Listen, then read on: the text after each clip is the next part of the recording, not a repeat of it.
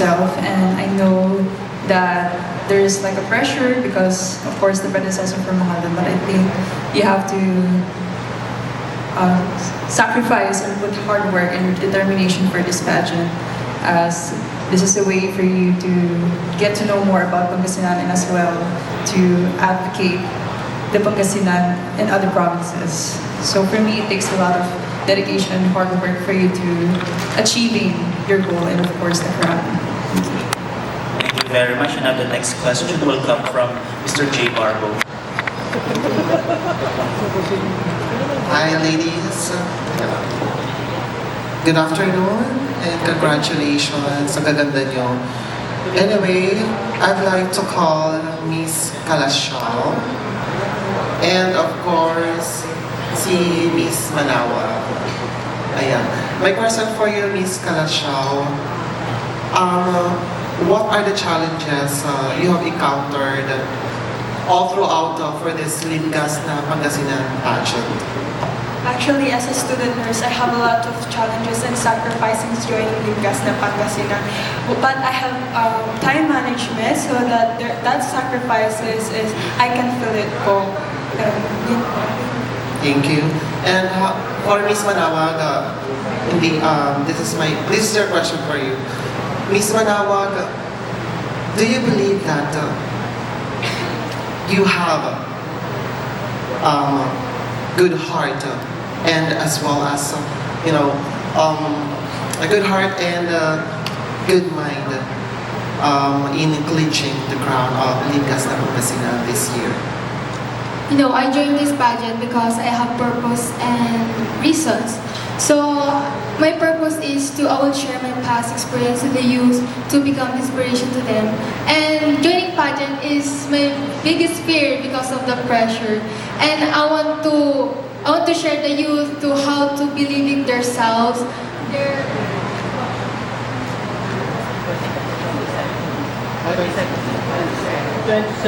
Thank you so much, dear. Hello, this is Pam from TikTok. So I have a question for San Manuel. I check your bio here that your advocacy focuses on sex education, aiming to educate youth to reduce the cases of HIV teenage pregnancy. So for you, if you will with Miss Limgas ng Pangasinan 2024, are you open to work or are you willing to voice out this kind of project to the mayor? Yes, of course, I am willing to voice out this kind of advocacy to our mayor because many people talks about the teenage pregnancy, abortion, and HIV diseases, but only few talks about the sex education, which I believe is a good help in reducing those cases of type. Thank you. Yes, good afternoon, girls. I'm Edge from Pageantology 101. So my question is for Miss Umingan, Miss Raven Sabado. Wait lang, i-focus natin yung yan. So according to your bio, you have 3 tattoos. Okay? Okay. So, saan ba yung tattoo mo, girl? Here? There? Okay. So, how will you respond to people who, of course, who criticize people who has tattoo? For me, it's normal that I receive criticisms from people because it's their opinion. However, I want them to know that tattoo is a form of art and it's a form of self-expression. And I think that we should embrace those kind of changes, especially here in pageantry. Okay. Thank you so much, Miss Umingan. And my last girl is Miss Ordaneta. Kamusta ka, girl? Oo. Medyo bored ka. Kaya ko nakita ko. Medyo natulala ka sa ganda ko. So, Miss Ordaneta. Kasi nismatan ko, sino kaya? Si Miss Ordaneta. Medyo natulala sa akin ganda. Anyway, kamusta ka? I'm excited to answer questions po, but at the same time nilalamig. Oo nga. Kaya pala. Kaya wala na sila late. Anyway, Miss Ordaneta, of course, nanonood ang ating mga pageant fans, mga taga-Pangasinan. So can you, doon sa mga hindi nakakakilala sa iyo, so can you give us 3 fun facts na gusto mong i-share sa amin? talks about me is first, pageantry was not my forte back then because I was more on sports and ball games. And yes, I am a boyish type of girl, but that doesn't stop me to join pageantry and embrace it.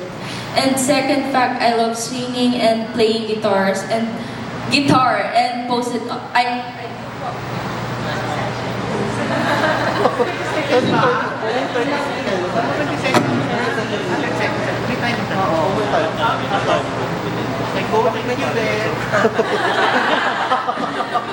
Hi girls!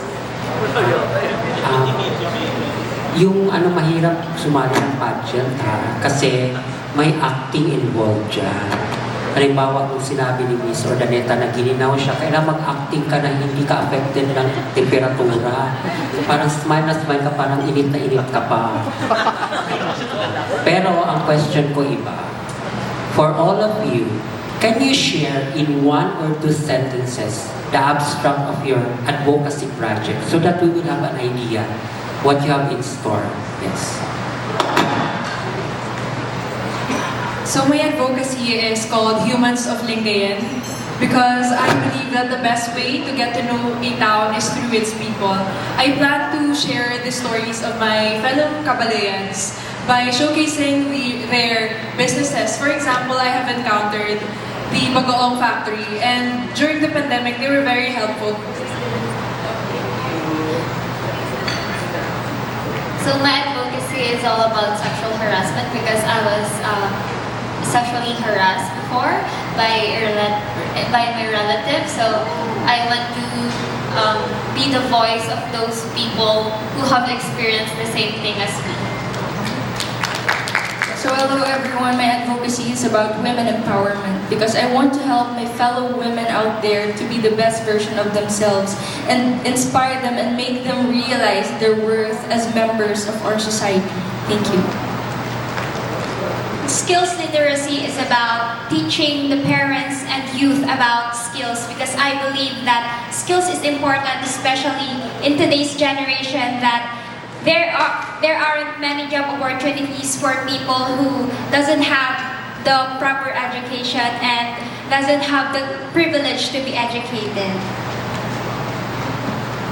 My advocacy is called Babaeng Kinabukasan. I want to be the pillar of strength of women who have been abused in many different forms, but mostly physical abuse.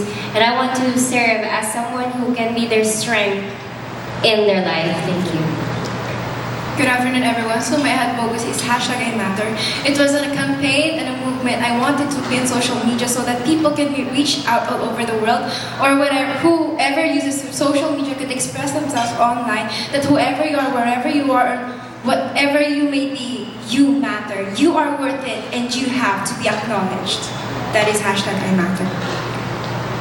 Magandang araw po sa ating lahat. Ang aking advokasya po ay pagpapalaganap at pagpapalawak ng wikang Filipino. Gusto ko pong ipakita na kung ano ang Pilipino at kung saan nagmula ang Pilipino. At gusto kong ipakita na isa akong Pilipino at Pilipina. Salamat. Hi po. So my advocacy was healthcare awareness for children and have this project called Akbay, means Arawan Sukasil na Upugaw, Bantayan Suyaman na Kabusan, and it's to promote and educate healthy body, healthy mind of our children so by that we can call them our future generation. Thank you.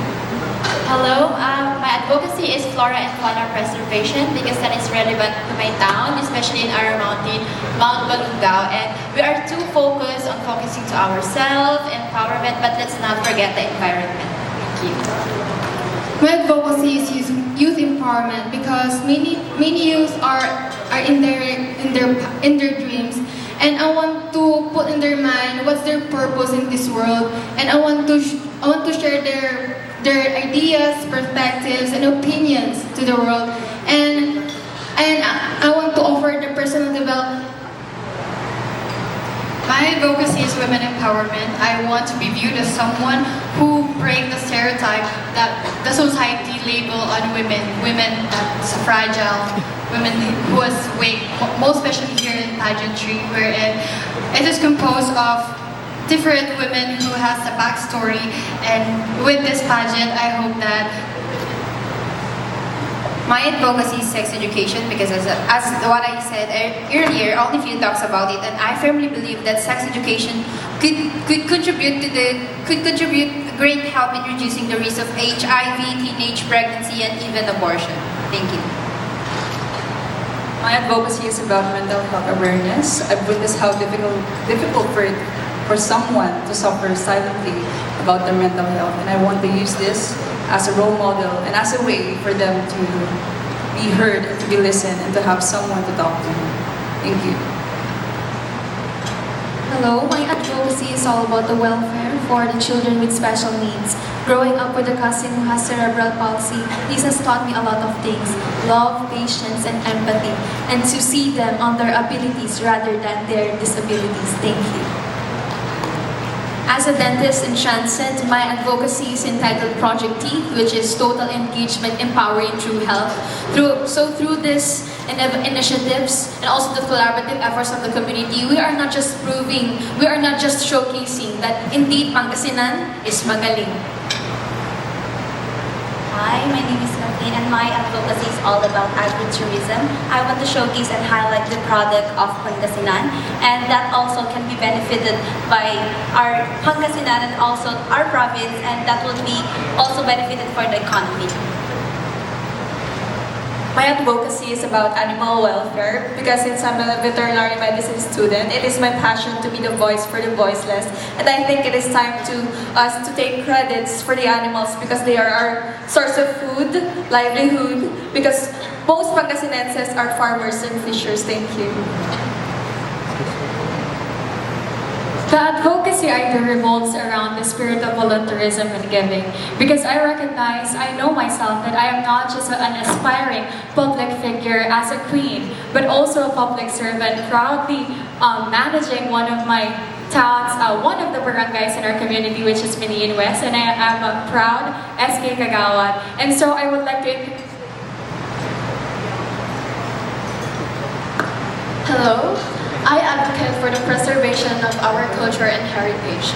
As a dancer, I have experienced different kinds of culture through dancing, and I want people to know how beautiful our culture is. That's why I love the Philippines. Hi, I'm Andrea. My advocacy has been really on environmental sustainability since the major livelihood, not only in my town, San Pageant, but all over Pangasinan, is farming and fishing. And I want them to be the highlight of me representing San Pageant and Limgas, Pangasinan.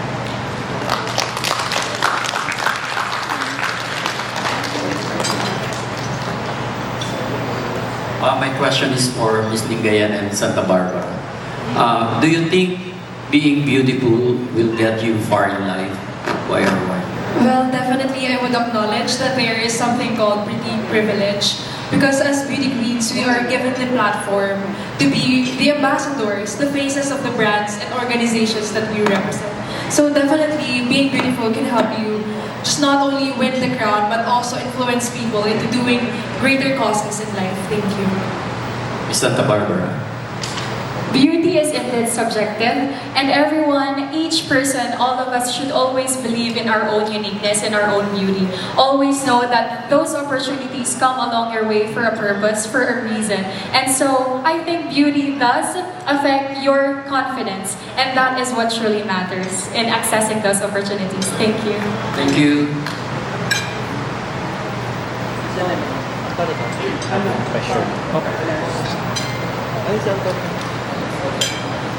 For Limgas Pozo Rubio, why do you believe that Limgas na Pangasinan is as relevant as any pageant in our country?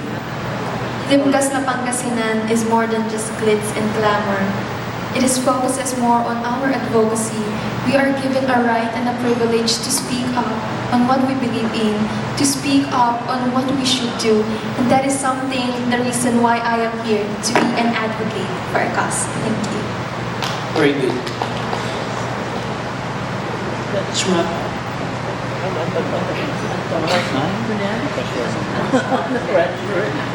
Alright, so Antonetta from Pageant daw. My question goes to Ms. Manasiki. Alright, so what makes you unique over your co-candidates? What makes me unique about my co-candidates is that my stories and my experience is far much different from each and every one. I believe that each and every one of us is privileged to have their own voice. And by the voice that I have with my own experience, I know that I can resonate with more people because the voice starts from within, and that voice can shine. Alright, thank you.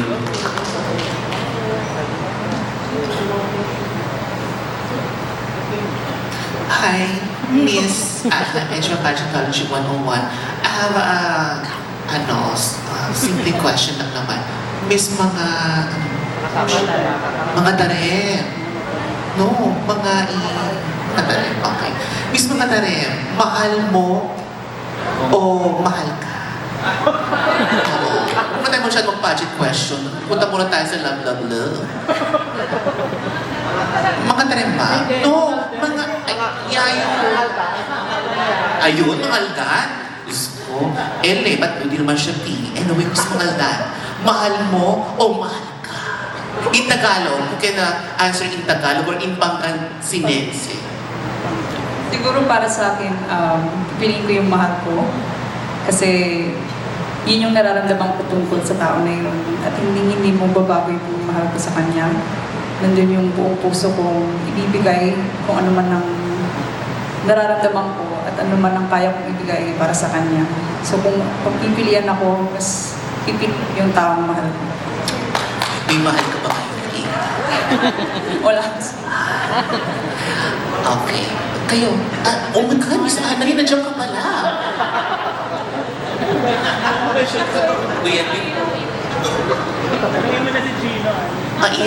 Of course. Sino ba yung mga syulalino? Yung ayan. Oh, si Miss San Carlos. Kumusta? Ilang taon ka na, Iha? Hello, good afternoon. I'm okay po. I'm 21 years old. 21. So, Miss San Carlos, so, sa cliche question, bakit ikaw ang kailangan tanghaling Limgas na Pangasinan sa darating na April 26? As cliche as it may sound, having the Limgas ng Pangasinan crown is an honor and responsibility, and I believe that I am ready for that responsibility and bring honor to my dear San Carlos and show the people of Pangasinan that I am the pillar of strength, empowerment, and beauty and talent that they need to have. Thank you. Last question na. Oo, last na. Si Miss Balloon. Balunggaw. Yung pasensya na kasi hati yung malabing mata. Miss Balunggaw. Hello? If ever next year, mag-allow ang Limgas sa Pangasinan na mag-open for transgender, are you open for, or anong thoughts mo dito? I think para sa akin po, it's okay as long as they envision and they know the real meaning of Limgas. That's the most important because they will be an icon, they will be a representative, and they will be the one who will be explaining to everyone why they deserve to be in Limgas and why they deserve to win Limgas na Pangasinan title. Thank you so much. Last na lang, Jay. Oo. Miss... Ayun, si Miss Urbis Tondo. Miss Urbis Tondo, same with the question, no? If given next year, mag-open ng transgender, if ever naman next year, mag-open sa lahat ng ages, walang age restriction, anong thoughts mo dito? Okay ka ba doon? I think I would have to disagree with that because I know that we are all women fighting for one cause, fighting for the same goals, but we should have a different light.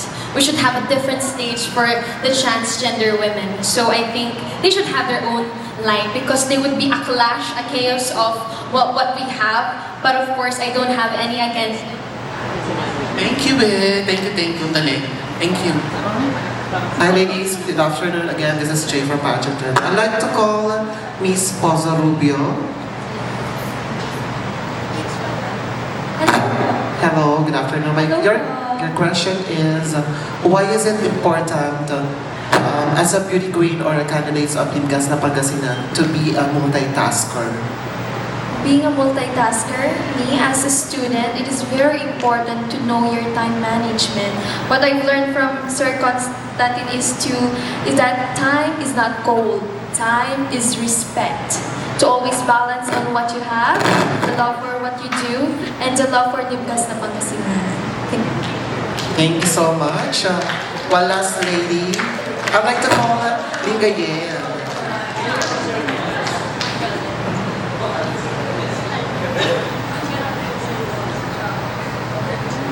Hello po, good afternoon. Hello, good afternoon. This is Jay from Pageant Friend. Your question is, if you could switch places with anyone for a day, who would it be and why? I think if I were to choose who I would switch bodies with for a day, it would be our town mayor. Because as someone who aspires to become a leader someday, I would want to experience how he manages the activities, the projects that our town has. And that is something that I would want to experience too. Thank you.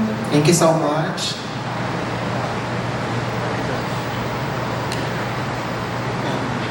Sino yung mga tourism student dito? Miss Manawag, right? Paano mo ipopromote sa amin ng Manawag?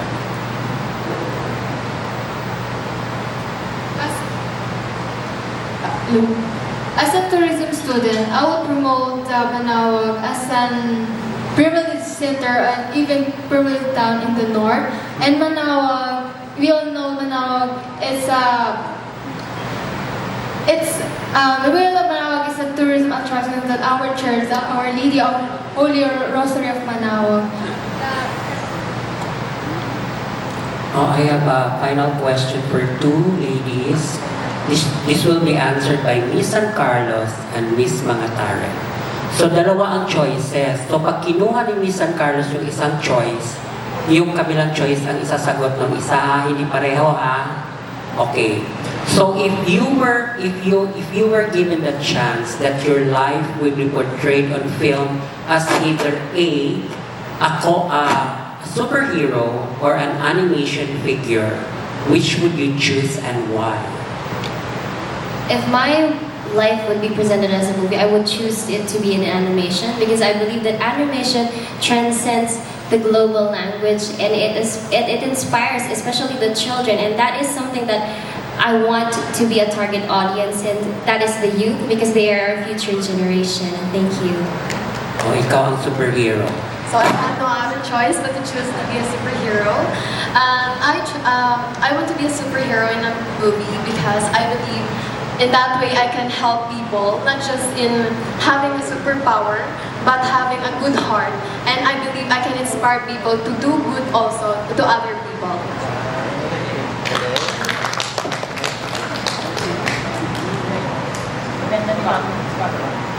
Nakapray na ba kayo sa AC? Ano? Question. Ikaw. Question. Okay na. Okay na lang po. Sir Gods? Are we good? Very good. Sige po. Let's listen to round of applause. Sir Gods, yung mga choreographer ng Microphone. Thank you very much. If it pleases you, please join the ladies for a pictorial. And by the way, before that, I would like to turn over the microphone to the Provincial Tourism Officer, Mama Lou, for her final words. On behalf of the province, she will be closing this event. Palakpakan po natin an empowered woman because we draw our strength from her powers. So, ma'am. Thank you very much, Sir Gods. Malikot yung agaw si Katayo David. It has been a very joyful occasion for all of us to once again meet this year. For those who have been with us since last year, maraming salamat po. And we hope to see you on April 26 ba? Thank you, ma'am. Yes. We hope to see you here in Pangasinan. And of course, I'd like to thank all the ladies, diba? 20 of them who have gone through a very rigorous rehearsal since we have met them, and they have sacrificed a lot. So we recognize what they have been committing themselves passionately for Limgas na Pangasinan this year. We still have a lot to go through until April 26. So sana, like an Urduja, diba? Matapang, malakas, maganda, at ang galing, diba? So thank you very much to all of you. And of course, all the LGU representatives, our fellow tourism officers, those your officials who were with us earlier, thank you very much for your support. It's not just for Limgas na Pangasinan. Our fellow tourism officers and LGU partners will be helping us and cooperating with us with the rest of the activities lined up for Pistay Dayat this year. So, for now, again, thank you very much po sa inyong lahat. And of course, sa team din po natin, Sir Cons and PTCAO and all the others who have been with us since February when we started screening up to the conclusion of Limgas na Pangasinan this year. Maraming salamat. Ang galing po talaga ng Pangasinan, and maraming salamat po sa mga sumusuporta sa atin dito sa Pangasinan. Good day. Ay, the ladies. Ang mga anak kong mga Limgas last year. Actually, their commitment to us, I know from meeting them since last year and throughout this year, helping us with the projects of the provincial government. I think up to the following years, as passionately as you have been showing to us, you will be there with us. So maraming salamat din sa Limgas na